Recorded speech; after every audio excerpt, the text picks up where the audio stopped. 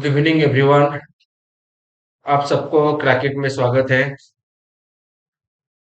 Today I am going to teach you the modern and history. Last class में already हम लोगों ने भारत की आधुनिक इतिहास के बारे में बस थोड़ा सा ही बेसिक आइडिया लिया था। किस तरह से भारत की आधुनिक इतिहास को हम लोगों ने दोनों भागों में विभक्त हो चुके हैं। मतलब the modern Indian history has divided into two parts. One is the British conquest and another one is the reaction of Indian. हम लोग लास्ट क्लास में देख चुके थे कि भारत की जो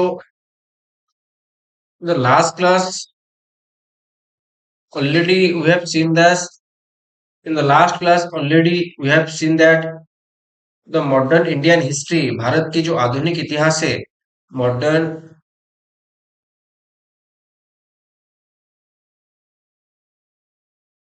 has been divided into two parts. One is the British conquest over India and another was the reaction of Indian to that conquest. पिछले क्लास में हम लोग ने ये देखा था कि जो भारत की आधुनिक इतिहास है द मॉडर्न इंडियन हिस्ट्री इसको हम दो भागों में विभक्त कर रहे हैं और एक है ब्रिटिश कंक्वेस्ट और another one is reaction of Indians to that conquest. मतलब जब इंडियन की जो ब्रिटिश कंक्वेस्ट चल रहा था उसके ऊपर जो रिएक्शन था उसको हम लोग ने लास्ट क्लास में लिखा था कि वी कॉल इट और वी से it the Indian national movement. तो आज की क्लास में हम लोग डिस्कशन करेंगे कि क्यों यूरोपियन भारत में आए थे और क्यों यूरोपियन की आने के साथ साथ भारत की जो इतिहास थे उसको अचानक हमने आधुनिक का मॉडर्न के साथ उसको अटैच कर लिया। मतलब भारत का तो इतिहास था पहले एंशियंट उसके बाद मेडिएवल उसके बाद मतलब अचानक जो ब्रिटिशर्स या यूरोपियन आने लगे उसी वक्त ही हम लोग ने हमारा जो इतिहास को मॉडर्न के साथ जुड़ा लिया। तो विल डिस्कस अबाउट इट क्यों हम लोग जो भारत की इतिहास को यूरोपियन के आने के साथ उसको मॉडर्न के साथ अटैच करने लगे। तो उसके रिगार्डिंग थोड़ा बहुत डिस्कशन करेंगे और यूरोपियन क्यों भारत को आए थे उसके बारे में भी हम लोग आज थोड़ा डिस्कशन करेंगे। तो आफ्टर आई कैन से आफ्टर 1707 जब uh, मुगलों का डिक्लाइन चल रहा था मतलब जो लेटेस्ट मुगल थे मतलब जो मुगल्स का हम लोग दोनों we can divide Mughals Mughals को हम दो हिस्सों में डिवाइड कर सकते हैं।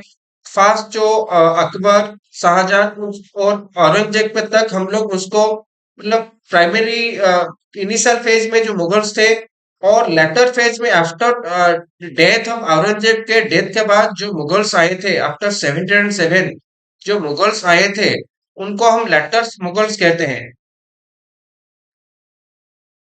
मतलब after the death of Aurangzeb जो मुगल्स आए थे 1707 के बाद उन्हीं मुगल को हम लेटेस्ट मुगल्स कहते हैं। तो हम लोग ये बोल सकते हैं कि जब मुगलों का राज चल रहा था तो उस वक्त जो इंडिया का रीजनल किंगडम या प्रिंसली स्टेट का इमर्ज इतना नहीं हुआ था। आफ्टर डिक्लाइन ऑफ मुगल्स मुगलों का डिक्लाइन के बाद after the decline of Mughals after the decline of Mughals हम लोग ये बोल सकते हैं कि जो प्रिंसली स्टेट या रीजनल किंगडम्स थे रीजनल किंगडम का इमर्स थोड़ा आफ्टर द मुगल के डिक्लाइन के बाद आई कैन से 1700 के बाद आफ्टर 1700 सेंचुरी वो शुरुआत धीरे धीरे हो रहा था। और ब्रिटिशर्स ने 1700 मसीहा आने तक जो अदर यूरोपियंस थे जिसके बारे में हम लोग आगे डिस्कशन कर रहे थे कि यूरोपियन क्यों भारत को आए थे कौन कौन यूरोपियन थे। तो ब्रिटिशर्स ने उनको ग्रेजुअली इन वेरियस मतलब अलग अलग समय में अलग अलग स्थान में उनको परास्त कर रहे थे। तो 1700 के आने के बाद भारत के इतिहास में एक मैसिव चेंजेस आने लगी। भारत की इतिहास में भारत के इतिहास में भारत की इतिहास में आफ्टर आफ्टर 1700 सेंचुरी, जैसे मतलब भारत की इतिहास में एक मैसिव चेंजेस आने लगी।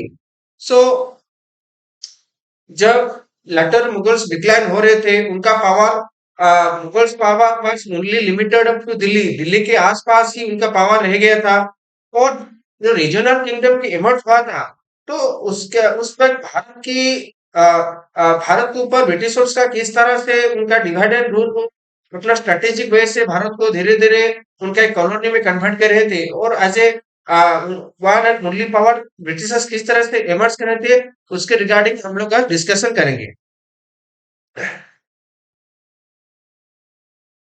तो अभी हम लोग को ये पता चल रहा है कि जो अदर किंगडम्स थे, तो इंडिया में यूरोपियन के बाद मुगल्स का पावर थोड़ा ज्यादा था rather than other local rules. तो ब्रिटिशर्स का पहले ये प्लान था, पहले जो यूरोपियन उनके साथ आए थे, जो अदर यूरोपियंस थे, पहले उनको डिफीट करे, उसके बाद लोकल किंगडम्स को, साथ ही साथ मुगल्स को भी they try to eliminate all the powers to dominate over India. तो लेटर्स मुगल्स को उन्होंने, जब औरंगजेब के डेथ के बाद जो लेटर मुगल्स आए, जो उनका अंतर्गत के वजह से मुगल्स का डिक्लाइन के पीछे one and only reason was their internal conflict. Mughals का जो इंटरनल कॉन्फ्लिक्ट हो रही थी उनके बीच में, इंटरनल कॉन्फ्लिक्ट जो हो रही थी मुगल्स के बीच में, तो इसकी वजह से उन्होंने अपना पूरा साम्राज्य खो दिया, और ब्रिटिशर्स ने उसका पूरी तरह से उसका फायदा उठाया। तो अभी हम देखते हैं कि उस वक्त जो रीजनल किंगडम्स आए थे, तो उसके अब देखते हैं भी कौन कौन रीजनल किंगडम थे।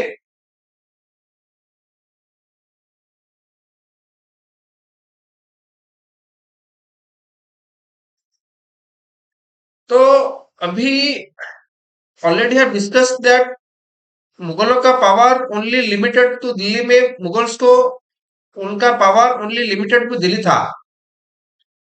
और after the decline of Mughal, यहाँ पर एक मतलब स्टेट रीजनल किंगडम जो मैं बोल रहा हूँ, लोकल किंगडम्स, यहाँ पर बंगाल, यहाँ पर अवध, यहाँ पर सिख स्टेट इमर्ज हो रहा था, और यहाँ पर मराठा का पावर धीरे धीरे इमर्ज हो रहा था, यहाँ पर कर्नाटिक, तो यहाँ पर बोल सकते हैं कि आसाम, बर्मा, तो बहुत सारे स्टेट्स, मतलब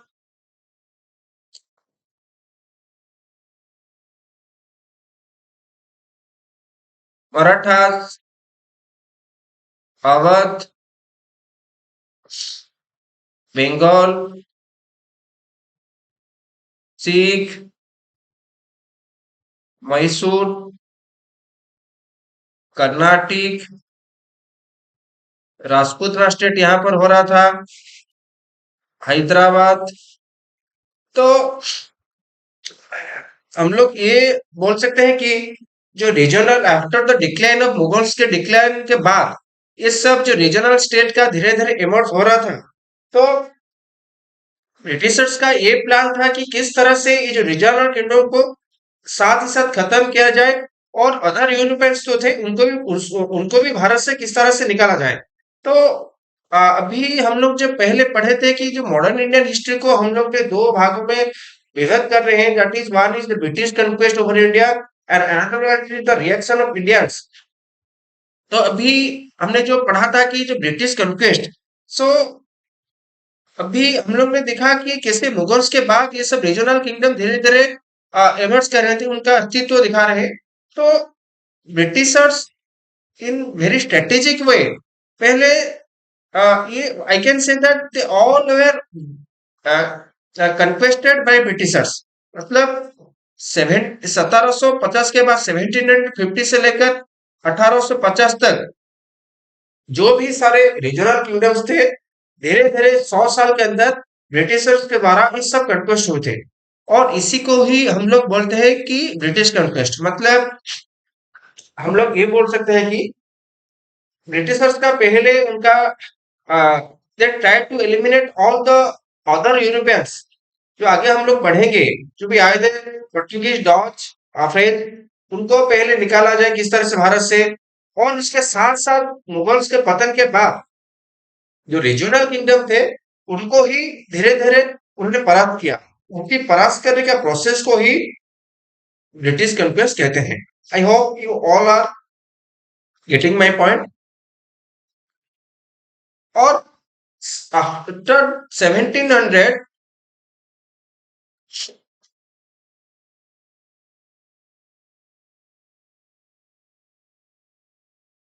आफ्टर 1700 भारत की इतिहास में एक मैसिव चेंजेस आया था। और आगे हम लोग पढ़ेंगे क्यों क्यों क्यों इसको मॉडर्न इंडियन हिस्ट्री पढ़ मतलब five people related to modern Indian history. मतलब मेरा सवाल ये कि क्यों यूरोपियन के आने के साथ साथ जो हमारा इतिहास है उसको हम मॉडर्न के साथ अटैच करते हैं। तो आगे हम लोग देखेंगे डिटेल्स में।